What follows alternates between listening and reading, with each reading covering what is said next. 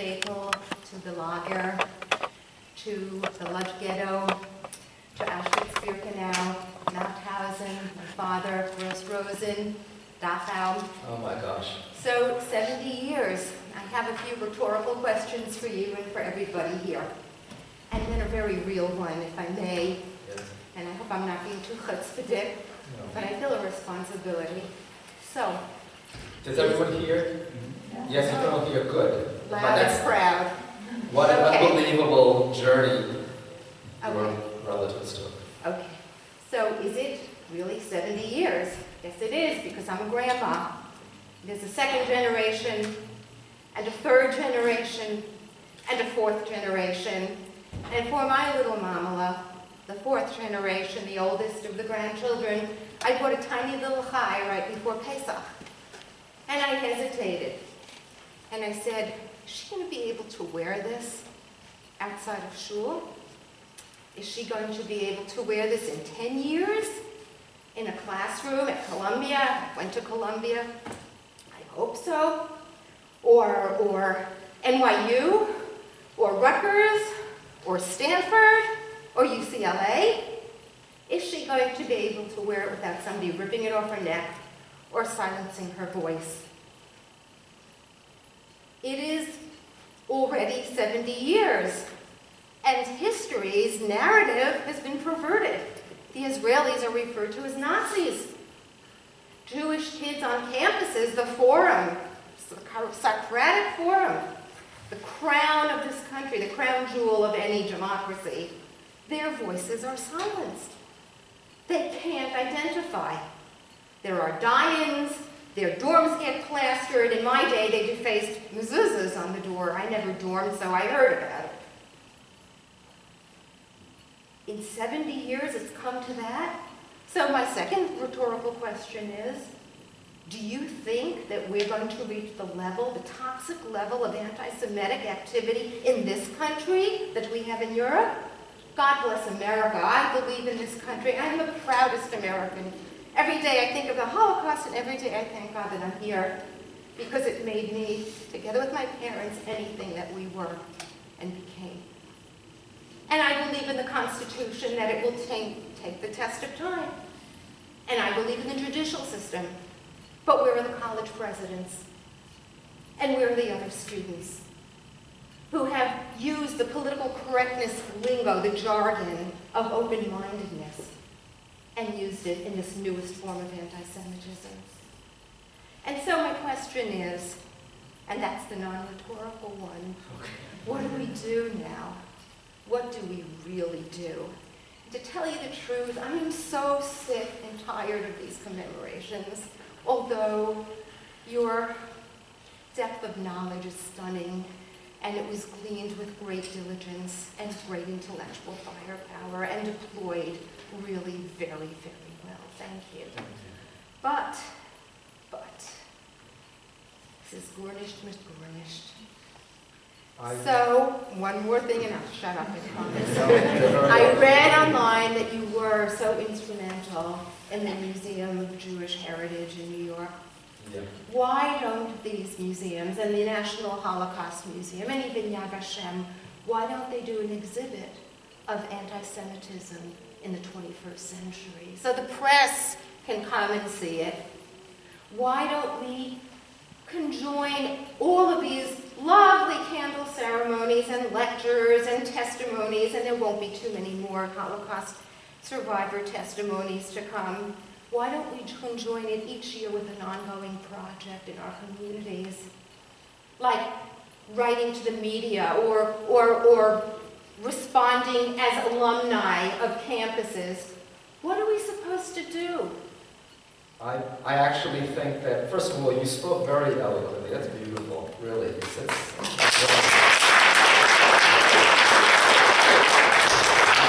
I think it's speaking the way you do to your representatives in Congress, to the press, anywhere that you can to make this revelatory viewpoint known. That's one of the things we can do. I think this story of Jewish resistance, when set in the context of what's happening today, has a powerful message to help us take a stronger stance against rising anti-Semitism and extremism. But you still have to do more than that. I'll tell you something just personal. There's a collection of anti-Semitic artifacts, 600, that I'm trying to find a home for. It's 500 years of anti-Semitism in Europe that shows how much anti-Semitism was part and parcel of daily life and popular culture. The Holocaust didn't just happen. And there's some resistance because they're ugly images. They're anti-Semitic ceramics, Scholl figures, canes with the face of a Jew with a big nose. They're not pleasant to look at, but they help show what was being inhaled through anti-Semitic pipes in Europe. And I need to find a home for them and not have the Jewish community say, these are ugly, we don't want to show them. It has to be, no, let's show how widespread this anti-Semitism was and put it in the context of the reality and beauty of Jewish life. And remind us that this kind of material is important for today, as we have anti-Semitism rising again in Europe. The the Holocaust Museum, which I have not seen in a long, long time, I remember they used to have like a map of hotspots when genocides were taking place. I would hope that they're doing something about the revival of anti-Semitism. In fact, I know that on May 20th in New York City, the U.S. Holocaust Museum is going to have what they call a national conversation about the frightening revival of anti-Semitism. It's going to be, you have to Google it. I can't remember now, but it's going to be at a fairly prominent place in Manhattan. That's May 20th. So you should, if you want to go to that, you may have to reserve. So that's a place for you to continue this discussion. And on the campuses, I think we have to, I think criticism of Israeli policies is legitimate when it doesn't slide into anti-Semitism. The problem is that I have found that a great deal of anti-Israeli commentary coming out of many places, including on campus and in Europe and in Great Britain, they're not aware when they're sliding into anti-Semitism. They don't know it. They're not conscious of it. They're not aware of the tradition that they're often using as a platform to speak out. So that's something that has to be made clear too. And another thing that I would like to make clear to editors and reporters, when they reported, do you remember the Chechen terrorists who, including women, who blew up 300 students and teachers in Chechnya, in Ossetia? It was a horrendous thing. But you know, the reporters said, these Chechens have grievances against Russia because of what the Russians did to the Muslim Chechens. But their main ideological inspiration was this man al-Zawahiri of Al-Qaeda and the belief that ultimately there's a world Jewish conspiracy, just like the Nazis had, which guides all of these actions, including the oppression of the Chechens by Russia. That's really underlying ISIS, too, and all of these other groups. You have this in Indonesia and places where there are no Jews. It's part of the ideology. It's an Islamicized version of Nazi European anti-Semitism. And that's why cartoons that you see in the Islamic press, whether it's so-called conservative Al-Aram in Egypt, among our allies, or Saudi Arabia, they are rampant with European, Islamicized European-style Nazi images of Jews shoving Palestinian children into the oven, or God knows what. I mean, the whole thing about the blood libel, the Jews using blood for matzah, that was in endless cartoons in the papers just over this last Passover. It was on television in those countries. We have to let the reporters and editors know that they're not going digging deep enough when they report on these things. It makes me annoyed every time I see it. I understand why they don't, because there's just so much they think they can report on. But they should report on it, and we should all be aware of it. And then you can take a responsible stand when you want to make critiques about government policies. Only then. Otherwise you can't. So, thank you very much for that. I don't know if anyone else has a comment. That was I recently saw a production of Into the Fires, I think it was called. It's a small group of about 8 or 9 people who take different positions in the course of the play, who put me in such an emotional state just watching what they were doing. by showing how they took away one freedom at a time during the lead up to the Holocaust. And it was so traumatic that somebody asked them, have they been to the college campuses? Because there are many college students who have never even heard of the Holocaust. Yes. And their response was, only one campus in the 10 years that they had been doing this play, only one college campus called them, and that was Hillel. Right. So it isn't being publicized. And just as a small note, I remember when this was all going on in Europe, finding on page 72 of the New York Times the only reference to something going on in Europe, a little 2-inch high article on page 72. Well, it's true.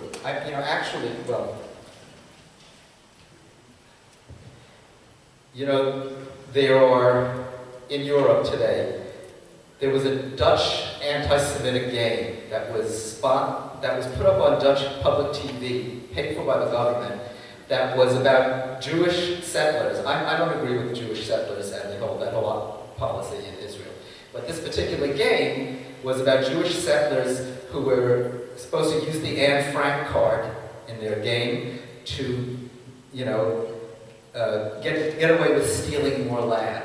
It was a really disgusting anti-Semitic game, and there had to be a public outcry before the government took down this game, which could be downloaded. There was something I'm losing my train of thought. What you were saying about our Holocaust institutions today, and there are maybe 400 and they're in every state, loads of them, and they're also in every country. And I'm a member of the International Association of Holocaust Organizations. For the 21st century, we have turned out to be more relevant than ever before, for exactly the reasons you're talking about. And many of them are now calling themselves Holocaust and Human Rights Centers, or Holocaust and Genocide Centers. And the idea is that you take the Holocaust as the most dramatic case study in fanatical and systematic genocide, and then you tell it as it is and as it was in its own form. You don't make sloppy comparisons. But then you say, and now let's look at what else is happening in the world, and what kind of injustices are happening. And you tell it to kids in the 21st century, who the plain fact of the matter is, the more the time passes, the less they know. When you go to the ADL website and look at this Global 100 survey of anti-Semitism around the world, it shows that there are many, many younger people who've never heard of the Holocaust. But among those who did hear of the Holocaust, most of them think it's exaggerated or a myth. So education and consciousness raising really is still important. In Europe right now, I told you about the chant at the soccer games, and that's not just one of, it's happened in a lot of different countries. Now, among some young people, they're tired of being what they think is pious and holier than thou about the Holocaust, and they don't want to do it anymore. So out of maybe simple, ignorant, youthful rebellion, in Germany, there's reports that they're more likely now to tell anti-Semitic jokes, the kind of jokes that about the Holocaust and burning of bodies, and I won't repeat them, but I know some of them. Because they just say, I'm not going to take this, take this anymore, that I have to feel guilty or that I have to keep silent. I can say anything I want. So that becomes a slippery slope also. So we have to continue this consciousness raising. You got to use your connections, the people you know, the editors, the representatives. You got to talk to them and tell them it matters and you care about it. I've been thinking about, I've been thinking about how to say this respectfully to everybody. At the very bottom of the flyer that we put out, it said, who should come to this? And no disrespect to everyone who's here, but you're all too old. On this side of the bench, I do see a lot of younger people, and I can't thank you enough for reading the bottom. But it said 12 and older should be here. And so I think you're mirroring, right? Am I right? Because I read what you wrote, and I could not agree with you more on every step. But you know what? I'm at fault that I had my son here today. My daughter came. So I'm just as at fault as everyone else. But I cannot tell you how important it is You all don't need to be here. You're right. For you, commemorations are worthless.